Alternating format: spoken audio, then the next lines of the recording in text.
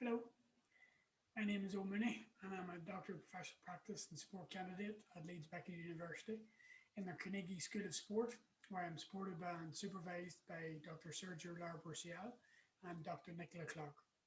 The title of my research is Playing Sport, Understanding the Role of Play for Children and Coaches. Just a brief overview of me, myself and I. I'm a proud Fermanagh man from the town of Ladies Gaelic and Ladies Gaelic Athletic Club. I worked for Ulster GAA as a Department of Education, Physical Literacy Coach and Development Officer. A role that had a huge impact on me and always will, and it continues to do so now. I was then seconded to the role of Provincial Ladies Football Development Officer for just over a year with Ulster LGFA, and then I went back into my original role with Ulster GAA. I was then fortunate to secure a post with Rockland GAA as Games Development Officer in New York. An amazing role that showed me the innate power of sport, especially Gaelic games, and its impact on a community. My now wife and I moved back to Ireland after she finished her career break and she secured a senior physio role with the HSE in our home county of Galway. So moving back, and she had moved out with me without a job, so I moved home without a job, but having been at home for a few months, I then secured the post with Special Olympics Ireland as National Coach Sport Development Coordinator.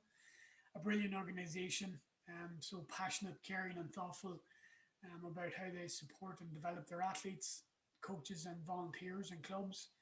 And I had started my research while I was with Special Olympics, so they were hugely supportive of me, and I continue to thank them for that also.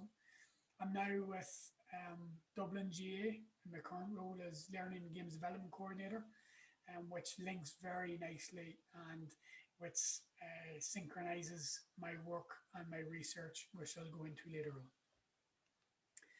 So the initial tension and issue that I identified, which is the basis for my doctorate, was coaching through play. I've always been curious. I've always asking why, a little like Mindy from Animaniacs, as you see on screen. And that curiosity where, we learn best when problems and questions come before solutions and answers. And because of this constant curiosity and because I love to play and coach through the medium of play, my experiences provoked a feeling that there was a gap in the knowledge and a gap in the research for play, but especially when it comes to coaching children in the context of sport, which is the case. So before we go into my research, I want to talk about a little bit on what is play. Now, play is very difficult to define, but Dr. Stuart Brown and Dr. Stuart Brown says that play is a thing of beauty, and that defining it is like explaining a joke. Analysing it kind of takes the joy out of it. But within us, play is constant. So it's how children learn about the world and their surroundings. So as a baby, babies will lie down, they'll do tummy time, they'll then try and turn over. They'll try and sit up, they'll bum shuffle, they'll body shuffle, they'll then crawl, they'll then try and pull themselves up, they'll fall. They'll then try and walk, they'll fall by doing that also. They'll then run and then they'll fall a lot. But all of this is without conscious decision-making process and understanding what they're doing and why they're doing it. They just do it. So to me, that is play. It's the art of being free and just doing it without thinking and without understanding what you're doing. Now, there's endless research and literature on play, from play theory that I'll go into later on, occupational therapy, behavioural psychology, child development, and of course, early years in primary education, to name but a few. Some of the aspects in terms of my own understanding and my own clarity, Scott Everell suggests that play has 6 basic elements that present each time someone is fully engrossed in play. And the first one is anticipation. So Buzz Lightyear, to infinity and beyond, waiting with expectation. So that wonderment of what's to come, curiosity of unknowing, and the desire to have a go, which has uncertainty and risk, but however the risk does not overwhelm the fun, which leads to surprise. So the unexpected, a new discovery, new ideas, which leads to pleasure. So as Bugs Bunny is smiling, lots of happiness, fun. And the next is understanding. So the aha moment, the acquisition of new knowledge and understanding of a previously incomprehensible problem, which then leads to strength, mastery, which comes from understanding the experience of coming through tough times and overcoming, which ultimately leads to poise. So, as Elsa has at the end of the Frozen films, fulfillment, contentment, composure, and grace. And once poise is reached in terms of this cycle, we're ready then to go on another roller coaster of play all over again because of that innate new curiosity, anticipation, surprise. All of that constantly happens. So why play? So why not play? Play is free. So it's in all of us. It's chosen by us, and it's about the moment. So as Jean Piaget says, we should try to develop creative and innovative minds, capable of discovery from preschool age onwards throughout life. So in a way, play is for everyone, young and old. However, from my research, my rationale of why play, I'm focusing on children. Now, children have a legally enshrined right to play. The UN Convention on the Rights of the Child in 1989 guarantees children's rights in international law. And the two key rights are, as you'll see on your screen, Article 12, which is the right to be heard. Asking children their views, asking them what they want, or what they need. Children have their own views, experiences, and perspectives. So it's kind of nothing about us without us. Sweden and Norway, for example, have introduced these rights in their own sport and practice. Now, think about that for a minute. What it says to me is that both Sweden and Norway understand that it's about the child. The child is the focal point, not the coach or the sport. Play is the child's agenda. And the second key right is Article 31, which is the right to play. It's their game, not ours. And Article 31 recognises the importance of play, that it's self-directed by children for children. Now, here I'm going to show an overview of the theoretical influences on play from my research. And through all of this, as you see on your screen, it shows that when you read the literature, children learn as they play. And most importantly in play, children learn how to learn. And the main theoretical influence in relation to my research is from Lev Vygotsky. And it's the zone of proximal development. So scaffolding. So coaching as a partnership with the child. So questioning, asking, thinking, doing and learning. But there's that discovery element as well as I discussed earlier on, and what is play. So instead of direction, how about asking questions, providing choice, saying nothing and watching what happens? That's good fun in fairness. Standing back and observing, learning from them as they work on their own or with a partner or in a small group, creating a game that they enjoy playing or one completely new that is theirs. Now, in terms of the collaborative zone of proximal development, it's the coach as a facilitator by valuing and listening to the voice of the child, having good observational skills, valuing the role of play, providing a safe environment for children to thrive, and co-constructing the sessions with the children.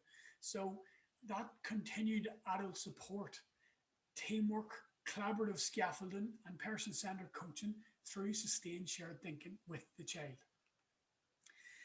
Some of my research goals and questions come about that the main goal of my research is obviously to explore what play may actually mean in a sporting context. Arguably, sport is play, and therefore everything in a coaching session could be classed as play. However, with the adult-centric nature of sport, I want to be more purposeful and focus first on the coach's understanding, experiences, and perceptions of play, and how this might influence their coaching and interactions with children, and ultimately how this will impact on the children. And I aim to achieve those goals by finding out what do coaches understand play to be in the context of sport, how can play impact on the coaches, so reflections on process and their own learning, what activities can coaches deliberately plan for play in a sporting context and just for fun, and what is the impact of play on children within their coaching sessions. So I'll be using a qualitative methodology, and I'll be undertaking a qualitative approach using semi-structured interviews and an interview guide that is in line with the overall research questions from the previous slide. Now, due to the nature of this method, there's kind of three qualitative approaches that I expect to come out of this research: narrative, feminology, but the main one being action research. So the transformative change through an aligned process of taking action and doing research to learn through action that leads to personal and professional development, which are linked together by critical realism. Now, in terms of my participants and that adaptive nature of my research, I'm going to be interviewing between 6 and 10 professional coaches on the island of Ireland, taken from several different national government sporting bodies who are working with children in the bracket of 4 to 12 years of age. Now, the reason for professional coaches rather than new and volunteer coaches is that these coaches have a lot of contact time with this particular age group of 4 to 12 years old, and both contact time in the school setting as well as in the grassroots club setting. So there's huge potential for rich data collection, and the research will hopefully provide an opportunity to delve into their lived experiences as professional coaches. So gain their stories, think about what's actually happening in terms of their own experiences and the impact they have on the children during their coaching sessions. Now, in terms of the research outputs and impact, because of the nature of my doctorate, the things that show my research is making a difference will be both theoretical and practical. Theoretical in the sense that after the research, there'll be an improved knowledge on coaches' understanding, experiences and perceptions of play in a sporting context. The potential for new research opportunities, and also an enhanced translation of theory to practice for coaches. But then there's the applied project outputs that my research essentially brings about. And because of the nature of my research, I have project outputs, and the first one being the ICOACHKIDS Podcast. So 6 to 8 episodes that are dedicated to play. The first one titled Power of Play, that's already live with Claire Daniels from the Football Association in England. The second project output is a play and sport framework. Now this is ongoing and it's constantly adaptive because of my research. So what I'm hoping to achieve then later on is activities, games, questions, play types, observational design practices with stories et al. For coaches and children to use collaboratively, come back to the zone of proximal development, to incorporate enhanced play within their sessions. And the final output being the play and sport practical workshop, which an indicator of its impact would be the uptake of people coming to the workshop, how its application has impacted their coaching practice, and updating the workshop accordingly, again, through adaptive action research. Now, all this here is extremely important in terms of play and in terms of my own research, and it underpins a lot of what I'm doing, but specifically the decline of both unstructured free play and unstructured physical play needs to be reversed. And again, especially now in terms of the pandemic and dropout, it's, as people, we have an innate need to play, and especially children. And as we get older, that sense of wonder and that sense of play and that innate value of play kind of wanes. And as adults and as coaches, we need to venture outside our comfort zone. So, ask the children what they want and what they need. Get them involved in their play and watch them. You know, don't have our adult centric heads on that we tell them what to do. No, we collaboratively work with the children, and especially in the sporting context, and especially in terms of safety. But if we do all this, and what I'm hoping that my research will bring out is that the rewards are worth it. Um, they'll be enjoyable, they'll be meaningful, and they'll be fun, but they'll be challenging and difficult at the same time. However, it's up to us to see how far we go. The worst thing we can do is not to try. Have a go and you will know. Together, we all play. So never go up, and it's always keeping that child inside you who needs to play, and remember the child in front of you whose human right it is to play, because there's magic in it. I'm looking forward to maybe coming back on this and seeing more when my research is finished. But in the meantime, Gurmai Agat to the Ladies Gaelic Football Association, and especially Lynn Savage, for the opportunity to present on the Research Pod. It's a brilliant initiative and well done. And before I finish, as you can see, a shameless plug for all of you watching to follow ICOACHKIDS, treasure trove of resources, courses, video presentations, podcast updates, and much more. What I hope to achieve through my research in line with Dublin GAA and the Leeds Beckett Carnegie School of Sport is to embrace the chaos. And my research is chaos a lot of times, as well as my coaching, but I'm enjoying the journey. And as coaches, we should enjoy the journey as well. Again, Gurmai Agat, thank you for the opportunity, and stay safe.